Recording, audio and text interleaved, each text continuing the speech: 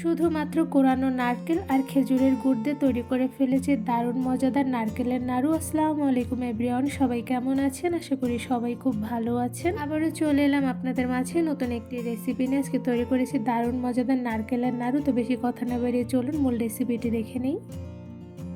প্রথমে একটি প্যানের মধ্যে দিয়ে দিচ্ছি কোরানো নারকেল। এখানে আমি 2 কাপ পরিমাণ কোরানো নারকেল দিয়ে দিচ্ছি আর সাথে দিয়ে দিচ্ছি খেজুরের গুড়। এখানে আমি হাফ কাপ পরিমাণ খেজুরের গুড় দিয়ে দিচ্ছি। আপনারা মিষ্টির পরিমাণটা কমিয়ে বাড়িয়ে দিয়ে নেবেন। এবার কোরানো নারকেলের সঙ্গে খেজুরের গুড়গুলো খুব ভালোভাবে নেড়ে মিশিয়ে নিব। কোরানো নারকেলের সঙ্গে খেজুরের গুড়গুলো মিশিয়ে নেওয়ার সময় চুলার আঁচটা একদম মিডিয়াম টু লোতে রেখে মিশিয়ে নিতে হবে। এই পর্যায়ে এর মধ্যে দিয়ে দিচ্ছি সামান্য পরিমাণে পানি, এতে করে কিন্তু নিচে একদমই লেগে যাবে না। তো এই পর্যায়ে খুব ভালোভাবে নেড়ে মিশিয়ে নিচ্ছি। মিডিয়াম টু লো আছে খুব ভালোভাবে নেড়ে নিয়েছি। তো এই পর্যায়ে দেখতেই পাচ্ছেন খেজুরের গুড়গুলো কিন্তু একদম গলে গিয়েছে। তো এই পর্যায়ে আরও কিছুটা সময় নিয়ে আমি নারকেল কোরানোগুলো নেড়ে নিচ্ছি। এখানে দেখতেই পাচ্ছেন পানিগুলো কিন্তু একদম শুষে গিয়েছে, সাথে কিন্তু অনেকটা পরিমাণে আঠালো ভাব চলে এসেছে। তো এই পর্যায়ে আমি খুব ভালোভাবে নেড়ে নিব।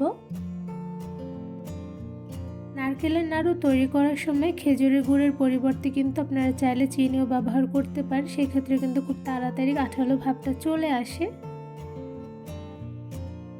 বেশ কিছুক্ষণ সময় নিয়ে চুলার আঁচ মিডিয়াম টু লোতে রেখে নারকেলের নাড়ু তৈরির পুরগুলো খুব ভালোভাবে আমি নেড়ে রান্না করে নিয়েছি। তো এরপর যে দেখতেই পাচ্ছেন নারকেলের পুরগুলো কিন্তু একদম আঠালো ভাব চলে এসেছে। এরপর যে কিন্তু নারকেলের নাড়ুর পুরগুলো একদমই রেডি। আমি একটু তুলে দেখাচ্ছি। তো এরপর যে দেখতেই পাচ্ছেন মাশাআল্লাহ খুব সুন্দর কালার চলে এসেছে, সাথে পারফেক্টলি রান্নাও হয়ে গিয়েছে। পুর তৈরি করার সময় কিন্তু কিছুক্ষণ পরপরই নেড়ে নিতে হবে, নয়তোবা কিন্তু নিচে লেগে যেতে পারে। তো এরপর যে পুরগুলো আমি চুলা থেকে নামিয়ে ঠান্ডা করে নেব নারকেলের নাড়ু তৈরি করার জন্য।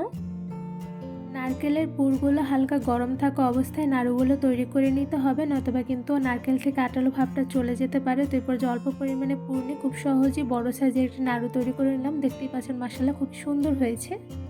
এবার ছোট সাইজের কিছু নাড়ু তৈরি করার জন্য এখানে আমি 1 চা চামচ পরিমাণ নারকেলের পুর নিয়ে হাতের সাহায্যে খুব সুন্দরভাবে চেপে চেপে গোল শেপ করে নিচ্ছি। এখানে আমি গোল শেপটা কিভাবে করে নিচ্ছি আশা করি আপনারা দেখেই বুঝতে পারছেন। তো এরপর যে কিন্তু খুব সহজেই এভাবে হাতের মাঝখানে রেখে পুরগুলো গোল শেপ করে নেওয়া যাবে।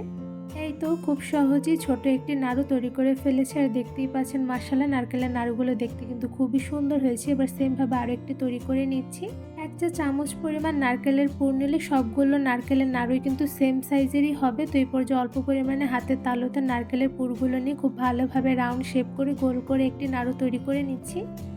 এই তো খুব সহজেই নারকেলের একটি নাড়ু তৈরি করে ফেলেছি। এই নারকেলের নাড়ুগুলো দেখতে কিন্তু মাশাআল্লাহ খুবই সুন্দর হয়। এবার সেমভাবে বাকি পুরগুলো দিয়ে নারকেলের নাড়ু তৈরি করে নিব।